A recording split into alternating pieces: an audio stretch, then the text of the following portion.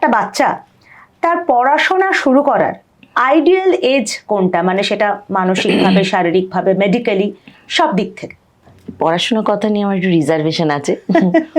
পড়াশোনা বলতেই যেন একটা কাজ বোঝায়। হ্যাঁ, আমি কাজটাকে উল্লেখ করতে চাইছি না, আমি বলছি যে কগনিটিভ প্র্যাকটিস।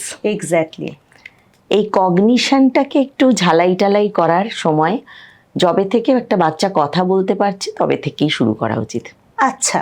যেমন পড়াশোনা বলতে আমরা কি বুঝি, একদম ছোট ছোটদের ক্ষেত্রে আইডেন্টিফাইং অবজেক্টস, আইডেন্টিফাইং কালার্স। একটা কবিতা বলো তো বাবা, একদম এগুলো তো সবই পড়াশোনার মধ্যেই আসে। ঠিক।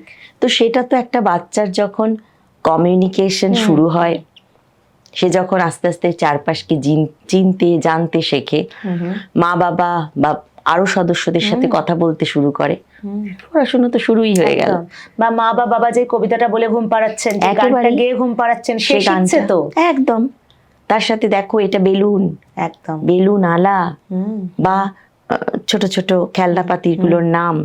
খুব ছোট বাচ্চারা এখন গাড়ির নাম জেনে যায়। একদম, হ্যাঁ। এই গাড়ি মা মার্সিডিজ, মানে এই যে উচ্চারণ করতে পারছে না, এটাও পড়াশুনো। তাই কগনিটিভ অ্যাক্টিভিটি যখনই কমিউনিকেট করতে শুরু করবে তখন থেকেই শুরু হতে পারে, কিন্তু যখনই ওটাকে পড়াশোনা আখ্যা দিয়ে দেব, সেটা একটা যেন টাস্ক হয়ে গেল। সেই জায়গাটাতে আমার রিজার্ভেশন। সম্পূর্ণ ভিডিওটি দেখতে ভিজিট করুন আমাদের ইউটিউব পেজ দ্য ওয়ার্ল্ড আরোগ্য।